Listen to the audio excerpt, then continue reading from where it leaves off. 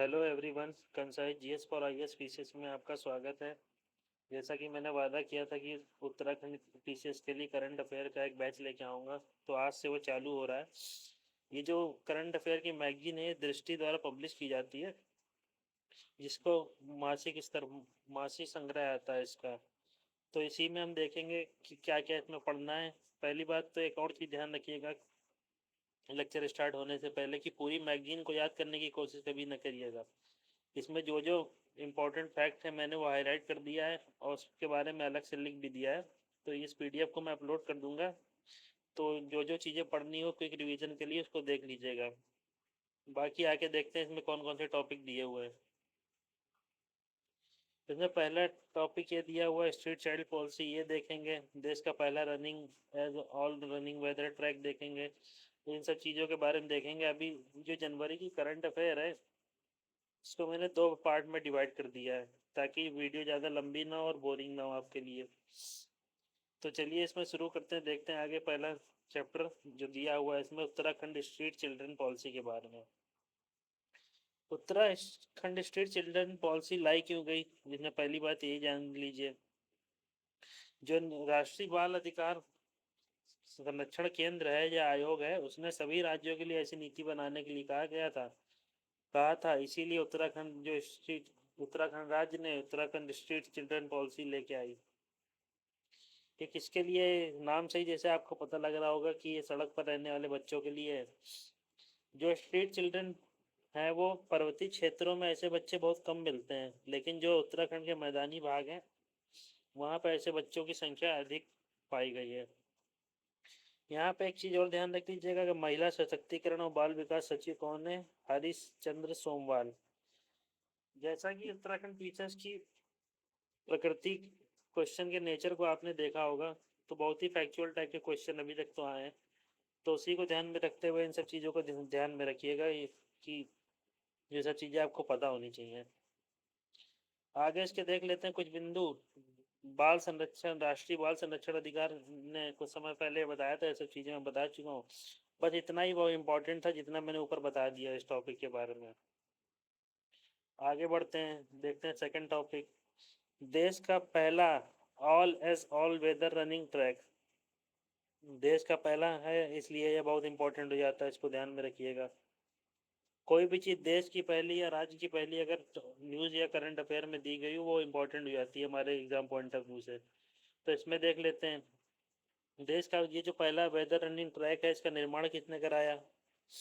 इसका निर्माण जो है भारतीय सेना द्वारा कराया जा रहा है, और ये सिर्फ प्लास्टिक वेस्ट मटेरियल का उपयोग करके इसको बनाया गया है। इसको जो सिर्फ प्लास्टिक वेस्ट मटेरियल का उपयोग करके बनाया गया है। और इसकी जो उद्घाटन कहाँ पे बन रहा है? ये जसवंत सिंह ग्राउंड है, गढ़ी कैंट क्षेत्र में, देहरादून में, वहीं पे ये बन रहा है। इसका उद्घाटन कौन करेंगे? हमारे देश के रक्षा मंत्री राजनाथ सिंह।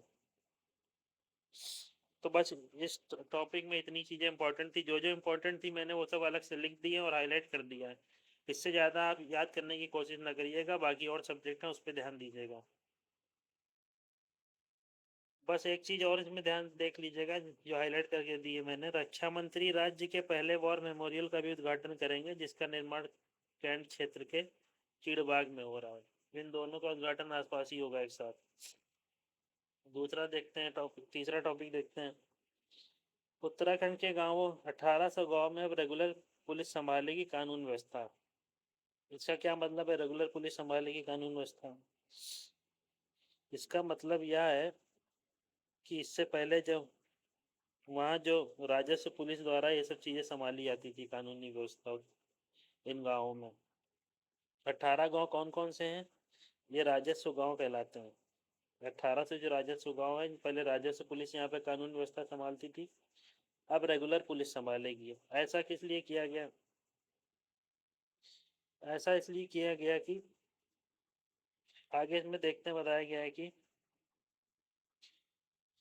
गृह सचिव रिद्धिम अग्रवाल ने बताया कि पर्वतीय क्षेत्र में 75 गांव ऐसे हैं जहां पर कानून व्यवस्था का जिम्मा राज्य पुलिस के पास था, लेकिन वर्षों पुरानी जो राजस्व पुलिस है उसको समाप्त कर इनको रेगुलर पुलिस के अधीन ला रही है। ऐसा इसलिए किया जा रहा है, जो इन गांवों में नियमित पुलिस व्यवस्था होने से अपराध और असामाजिक गतिविधियों में कमी आएगी। राजस्व पुलिस जो है वो इनको सही से संभाल नहीं पा रही थी, इसलिए इनको रेगुलर पुलिस के अधीन कर दिया कि बस इतना ही ध्यान रखना है आपको इसमें। और ये किस लिए लाया गया? अंकिता भंडारी हत्याकांड के बाद से राजस्व पुलिस जो है उस पर बहुत सारे सवाल उठने लगे हैं, इसी के कारण इसका रेगुलर पुलिस के अधीन कर दिया गया। आगे देखते हैं। मुख्यमंत्री जो हैं उत्तराखंड के कौन है? पुष्कर सिंह धामी। ये ध्यान रखिएगा, जो उत्तराखंड के लोग नहीं है उनके लिए ये जरूर ध्यान में रखिएगा। उत्तराखंड के मुख्यमंत्री हैं पुष्कर सिंह धामी, जिन्होंने नाबार्ड की एक फोकस रिपोर्ट जारी की है। अब नाबार्ड जो है 30,301 करोड़ रुपए देगा राज्य को, उत्तराखंड राज्य को। किस लिए देगा? ये इसलिए देगा, कृषि क्षेत्र जो है उत्तराखंड का, इंफ्रास्ट्रक्चर है, एमएसएमई क्षेत्र है, और जो भी विभिन्न क्षेत्र में बढ़ावा देने के लिए 30,301 करोड़ रुपए का लोन देगा। और ये जो राशि है वो पिछले वर्ष की तुलना में 22% अधिक है। बस इतना ही इम्पोर्टेंट था इसमें। और इसमें एक लाइन ये देख लीजिएगा कि पढ़ लीजिएगा अपने हिसाब से, कि उन्होंने कहा है कि रुद्रप्रयाग, बागेश्वर, टिहरी ऋण की कमी वाले 3 जिलों में ऋण आवंटन बढ़ाने पर विशेष ध्यान दिया जाएगा। आगे देखते हैं नेक्स्ट टॉपिक। चीन सीमा को जोड़ने वाले उत्तराखंड के 2 पुल राष्ट्र को समर्पित मतलब उद्घाटन किया गया इनका। ये जो 2 पुल का निर्माण है वो कौन से प्रोजेक्ट के तहत किया गया है? प्रोजेक्ट हीरक के तहत इन 2 पुल का निर्माण किया गया। और निर्माण किसने किया? बीआरओ द्वारा निर्माण हुआ इनका। उद्घाटन किसने किया? रक्षा मंत्री द्वारा उद्घाटन हुआ इनका। इन 2 पुल कहाँ कहाँ बनेंगे, कौन सी सड़क पर बन रहे हैं?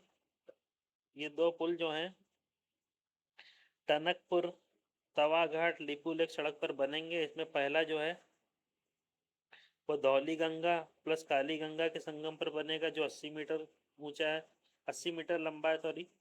और दूसरा जो बनेगा किम खोला से गुमरोड़ी के बीच, जो जौल बीजी के पास पड़ता है, ये 35 मीटर लंबाई होगी इस पुल की। तो ये चीज ध्यान रखिएगा। क्या क्या कि इस पुल का निर्माण कौन करा रहा है? बीआरओ द्वारा निर्माण हो रहा है। प्रोजेक्ट हीरक के तहत इसका निर्माण हुआ है। उद्घाटन जो है रक्षा मंत्री द्वारा किया जाएगा। और ये इस सड़क क्षेत्र पर ये बनाया जाएगा। पहला धौली गंगा और काली गंगा के संगम पर बनेगा, जो 80 मीटर लंबाई जिसकी। दूसरा किम खोला और गुमरोड़ी के बीच बनेगा, 35 मीटर लंबाई जाकर। आगे देखते हैं।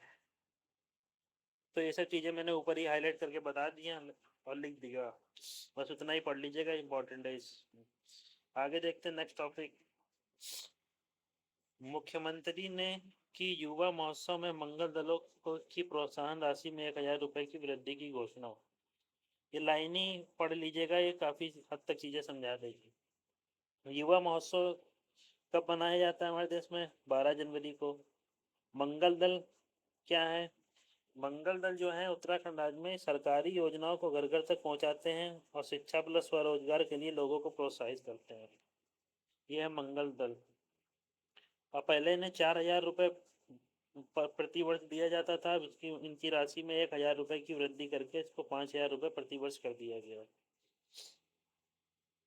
मुख्यमंत्री पुष्कर सिंह धामी ने देहरादून की परेड ग्राउंड में आयोजित 3 दिवसीय राज्य स्तरीय युवा महोत्सव उद्घाटन करते हुए राशि में बढ़ोतरी कर दी। ये सब चीजें बता दिया गया, मैंने बता दिया। ऊपर टॉपिक हम लोग ने डिस्कस कर लिया। 12 जनवरी को जो धारवाड़ कर्नाटक में राष्ट्रीय स्तर पर युवा महोत्सव में हिस्सा लेंगे, जो है मंगल दल जो है। और उसमें भाग लेंगे, उसमें जो पहले कहाँ पे भाग लेंगे? जो कर्नाटक में राष्ट्रीय युवा महोत्सव होगा राष्ट्रीय स्तर पर, उसमें जो मंगल दल भाग लेंगे, उसमें जो प्रथम द्वितीय तृतीय स्थान प्राप्त कर लेंगे, जो पहला दूसरा और तीसरा स्थान प्राप्त करेंगे, उनको क्रमशः प्रथम स्थान को 1 लाख, द्वितीय स्थान को 50,000 और तृतीय स्थान को 25,000 रुपये की धनराशि प्रदान की जाएगी। हालांकि ये इतना इम्पोर्टेंट नहीं है, पर एक बार इसको रीड कर लीजिएगा। ये चीज़ मैंने बताई दी ऊपर कि मंगल दल क्या होते हैं, समाज में इनकी भूमिका क्या है। नेक्स्ट टॉपिक पे आते हैं। देखो, मसूरी के कैंपटी में बनेगी प्रदेश की पहली टनल पार्किंग। मसूरी के कैंपटी में प्रदेश की पहली टनल पार्किंग बनेगी। प्रदेश की पहली है इसलिए ये इम्पोर्टेंट हो जाता है। तो देखते हैं कौन बनाएगा पहली ये टनल पार्किंग। इसका निर्माण जो होगा वो NHIDCL द्वारा किया जाएगा। NHIDCL का फुल फॉर्म क्या है? National highway and infrastructure development corporation. NHIDCL का फुल फॉर्म क्या है? National highway infrastructure development corporation. और इसको बनाएगा कौन? बता दिया मैंने, ये इसका फुल फॉर्म है। और कहाँ बनेगी? मसूरी के कैंपटी में। इसको ध्यान रखिएगा, मसूरी के कैंपटी में बनेगी। एक चीज़ और इसमें ध्यान रख लीजिएगा कि उत्तराखंड के अपर मुख्य सचिव जो है वो आनंद वर्धन है। बाकी इसमें कुछ इम्पोर्टेंट नहीं है, वो ये बताया गया कैसे क्या चीज़ें बनेंगी। आगे बढ़ते हैं। हरिद्वार में भी एक टनल बनेगी, टनल पार्किंग बनेगी, जिसको जल्दी रोड मैप तैयार किया जाएगा।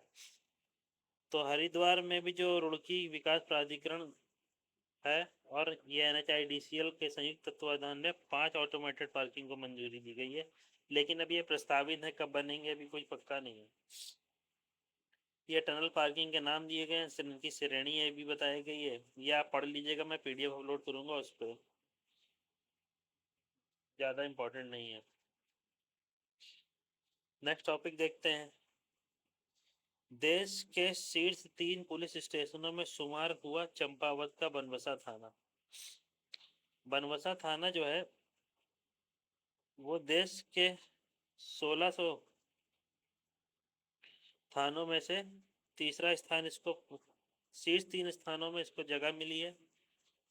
16,000 पुलिस स्टेशनों में से शीर्ष 3 स्टेशनों में इसकी जगह मिली है और इसका चयन हुआ है। जो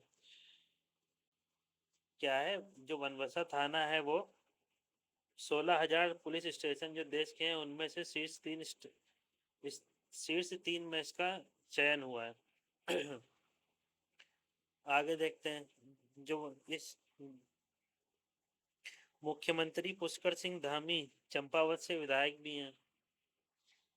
और ये कहाँ पड़ता है? बनबसा थाना चंपावत में, इसलिए न्यूज़ इम्पोर्टेंट हो जाती है।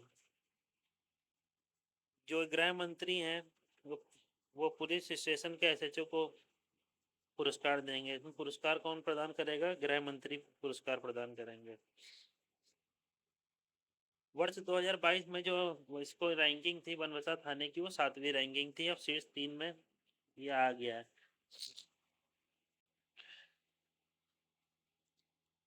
SP देवेंद्र पीछा ने बताया कि बनबसा से नेपाल के लिए वैध आवाजाही होती है। ये बनबसा थाना जो है किसके बॉर्डर में पड़ता है? नेपाल के बॉर्डर पर। बस ये चीज़ ध्यान रखिएगा। उत्तराखंड में सीमांत गांवों को आबाद करेगा बॉर्डर टूरिज्म। इसमें ध्यान देखने वाली चीज़ें क्या क्या हैं, चलिए देखते हैं। उत्तराखंड जो सीमांत, जिस सीमा की बात हो रही है वो भारत और चीन की सीमा। उत्तराखंड में भारत और चीन की सीमा 345 किलोमीटर लंबी है। अब बॉर्डर टूरिज्म कौन कौन से एरिया में डेवलप किया जाएगा? 4 ब्लॉक इसमें दिए गए हैं। पहला है भटवाड़ी क्षेत्र जो उत्तरकाशी में पड़ता है। दूसरा जोशीमठ चमोली में पड़ता है। तीसरा धारचूला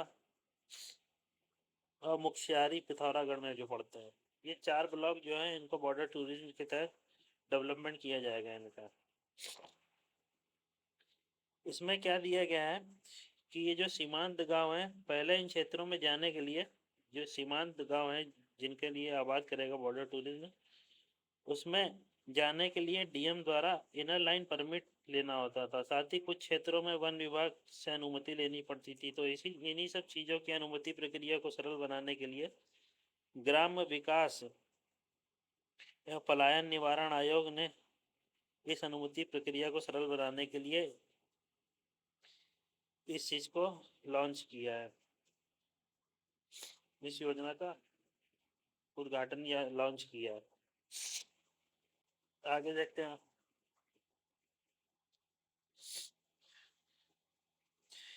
ये सब चीज़ें हम पढ़ चुके हैं, इसमें ऊपर देख चुके हैं एक साथ। ये भी देख चुके हैं कितना लंबा सीमा बॉर्डर साझा करता है भारत चीन उत्तराखंड से। यहाँ एक चीज देख लेते हैं कि जो सीमांत गांव हैं, वो एक सैन्य विशेषज्ञ मानते हैं कि सीमांत जो गांव दिए हैं वो सीमा के करीब बसावट सुरक्षा के लिहाज से बहुत महत्वपूर्ण होते हैं। इसी को देखते हुए सीमावर्ती क्षेत्रों में बॉर्डर टूरिज्म की संभावनाओं को तलाशा जा रहा है। विशेषज्ञों का मानना है जब तक वहाँ लोगों को बसाना संभव नहीं हो पाता तब तक पर्यटन गतिविधियों को बढ़ावा नहीं दिया जा सकता है। उत्तराखंड के प्रसिद्ध साहित्यकार डॉक्टर अरुण कुकसाल को मिलेगा प्रतिष्ठित राहुल सांकृत्यायन पर्यटन पुरस्कार। कौन सा पुरस्कार मिलेगा इनको? डॉक्टर अरुण कुकसाल को राहुल सांकृत्यायन पर्यटन पुरस्कार। ये पुरस्कार गवर्नमेंट ऑफ इंडिया देती है। गवर्नमेंट ऑफ इंडिया द्वारा पर्यटन मंत्रालय देता है। और ये राहुल सांकृत्यायन पुरस्कार है, ये इनको कौन सी पुस्तक के लिए मिला है? चले सात पहाड़ की पुस्तक के लिए। इनकी एक पुस्तक है, कौन सी? चले सात पहाड़, डॉक्टर अरुण कुकसाल की, उसके लिए इनको यह पुरस्कार मिला है। ये जो डॉक्टर अरुण कुकसाल हैं, ये मनरेगा के लोकपाल भी हैं। ये चीज इसमें जानने लायक थी, जिसको मैंने बता दिया। आगे देख लेते हैं। ये आपको ध्यान में रखने की जरूरत नहीं है ज़्यादा कि इनका जन्म कब हुआ था, कौन से सन में हुआ था। ऐसे याद करने बैठेंगे तो बहुत सारे व्यक्तित्व मिलते रहेंगे, सबको याद करते करते बहुत समय हो जाएगा, और जो अन्य कोर्स है हम लोग का वो छूट जाएगा।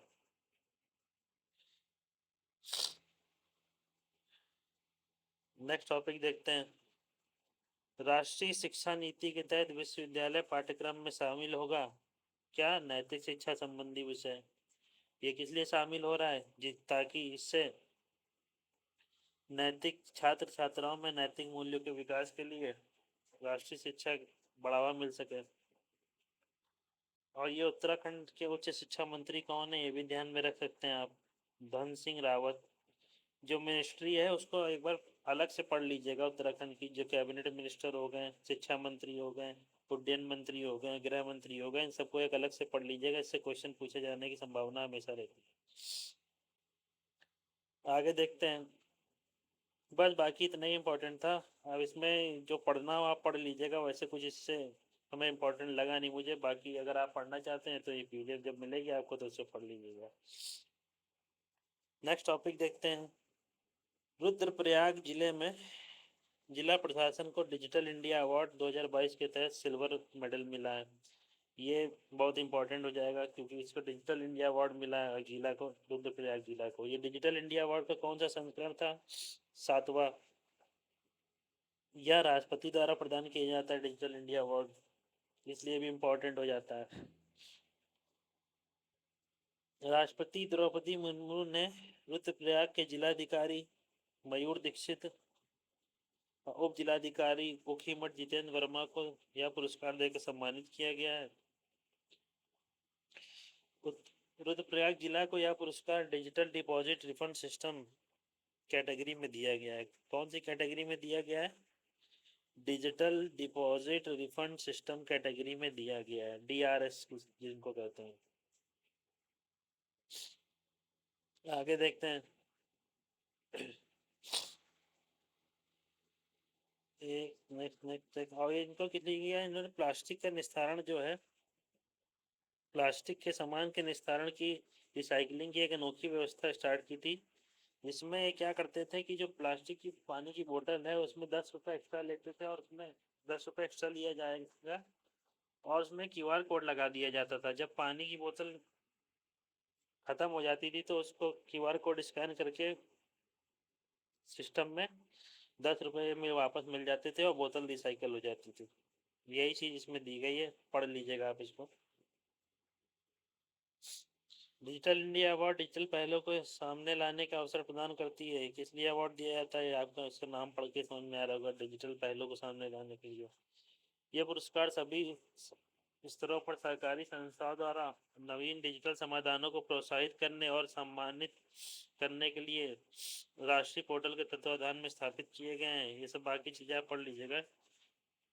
एक चीज़ यहाँ पे ये ध्यान रख लीजिए, डिजिटल इंडिया अवार्ड के इस संस्करण में 7 श्रेणियों में 22 टीमों को पुरस्कार प्रदान किया गया है। नेक्स्ट टॉपिक देखते हैं। उत्तराखंड में महिलाओं को मिला क्षैतिज आरक्षण। क्षैतिज आरक्षण क्या होता है, जैसे आज चलिए देखते हैं। आरक्षण को दो कैटेगरी में विभाजित किया जाता है। पहला होता है ऊर्ध्वाधर, दूसरा होता है क्षैतिज। ऊर्ध्वाधर आरक्षण में कौन कौन लोग शामिल होते हैं, इसमें SC ST OBC और EWS।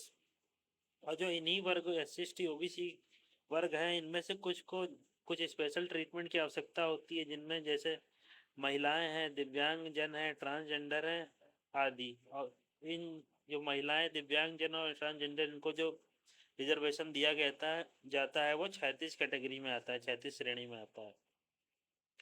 तो ये आई होप आपको समझ में आ गया होगा, ध्यान में रखिएगा इसको। आगे देखते हैं। उत्तराखंड के राज्यपाल कौन है, ये चीज ध्यान में रखिएगा आप। उत्तराखंड के राज्यपाल गुरमीत सिंह हैं सैनी ने उत्तराखंड लोक सेवा विधेयक 2022 को मंजूरी दे दी। आगे चल के अगर जैसे ये है, खैर ये विधेयक पास हो चुका है। इस विधेयक के तहत जो रिजर्वेशन है महिलाओं को, उसमें 30% क्षैतिज आरक्षण का कानूनी अधिकार मिल गया है। और ये उन महिलाओं को मिलेगा जो उत्तराखंड राज्य का अधिवास या डोमिसाइल है जिनके पास, चाहे वो भले राज्य के बाहर निवास कर रहे हो, लेकिन अगर उनके पास उत्तराखंड राज्य का डोमिसाइल है तो इस रिजर्वेशन का लाभ ले सकते हैं। हाई कोर्ट ने उत्तराखंड सम्मिलित प्रौढ़ सेवा के हाई कोर्ट ने राज्य लोक सेवा आयोग की उत्तराखंड सम्मिलित प्रौढ़ सेवा के पदों के लिए आयोजित परीक्षा में उत्तराखंड की मूल महिला अभ्यर्थियों के 30% आरक्षण वाले शासनादेश पर रोक लगा दी गई थी। उसके बाद ये रोक लगा दी थी। बाकी ये सब चीज़ें पढ़ लीजिएगा, कितने बार क्या बार केस हुआ, ये सब चीज़ें इंपॉर्टेंट नहीं है आपके एग्जाम पॉइंट ऑफ व्यू से। तो नेक्स्ट टॉपिक पे बढ़ते हैं। उत्तराखंड के 3 और स्थलों पर शुरू होगी क्या, हेली सेवा। हेली सेवा क्या, हेलीकॉप्टर से यात्रा से संबंधित है। बस इसको इतना ही ध्यान रख लीजिएगा, बाकी कुछ इंपॉर्टेंट नहीं है। बहुत सारे स्थानों पर हेली सेवा शुरुआत की गई, अगर सबको रटने बैठेंगे तो हो चुका। और ये नागरिक उड्डयन सचिव कौन है उत्तराखंड के, ये ध्यान में रख लीजिएगा, दिलीप जावलकर। एक यहाँ पे एक लाइन यहाँ पे ध्यान रख लीजिएगा कि हेली सेवाओं को विस्तार देने में केंद्र सरकार की जो उड़ान योजना थी उसकी एक महत्वपूर्ण भूमिका है। बस इतना ही इम्पोर्टेंट है इस टॉपिक में। ये जैसे ऊपर हम लोग पढ़ चुके हैं कि 30% रिजर्वेशन मिलेगा, इस अधिसूचना जारी हो गई और विधेयक को मंजूरी मिल गई। क्षैतिज आरक्षण का जो विधेयक था, ये इसको बार बार पढ़ने की जरूरत नहीं है, जो मैंने ऊपर बता दिया वही चीज़ें ध्यान में रखिएगा। ये बस इसमें एक ध्यान रखिएगा कि राज्य की महिलाएं जो हैं, ये किस लिए दिया गया रिजर्वेशन, इसमें क्या तर्क दिया है राज्य सरकार ने। राज्य की महिलाएं अपेक्षित सामाजिक आर्थिक राजनीतिक स्तर को पा नहीं सकी हैं। राज्य में सरकारी सेवाओं में महिलाओं का प्रतिनिधित्व भी काफ़ी कम है। सामाजिक न्याय, समानता, जीवन स्तर में सुधार, लोक नियोजन में लैंगिक समानता सुनिश्चित करने के लिए राज्य की महिलाओं को सरकारी नौकरियों में 30% का क्षैतिज आरक्षण का लाभ दिया गया है। बस यही ध्यान रख लीजिएगा। ये तर्क दिया है राज्य सरकार ने कि ये राज्य की महिलाओं को 30% आरक्षण क्यों दिया जा रहा है। बाकी इसमें ध्यान ये रखिएगा कि 30% आरक्षण मिल चुका है इस टॉपिक में। और पहली सेवा वाले टॉपिक में एक चीज़ ध्यान रखिएगा कि उड़ान योजना अहम भूमिका निभाया है और कई जिलों में हेली सेवाएं शुरू हो चुकी हैं उत्तराखंड में, और नागरिक उड्डयन सचिव कौन है? दिलीप जावलकर है। तो यही था आज का लेक्चर। आई होप आपको अच्छा लगा होगा। इसका पहला पार्ट है, नेक्स्ट पार्ट जल्दी कल अपलोड हो जाएगा। तो वीडियो लंबा ना हो इसलिए मैंने इसमें ज़्यादा टॉपिक कवर नहीं किए हैं। आई होप आपको वीडियो अच्छा लगा होगा। अगर वीडियो अच्छा लगा हुआ तो वीडियो को लाइक करिएगा और चैनल को सब्सक्राइब करिएगा, ताकि आने वाले वीडियो की नोटिफिकेशन आपको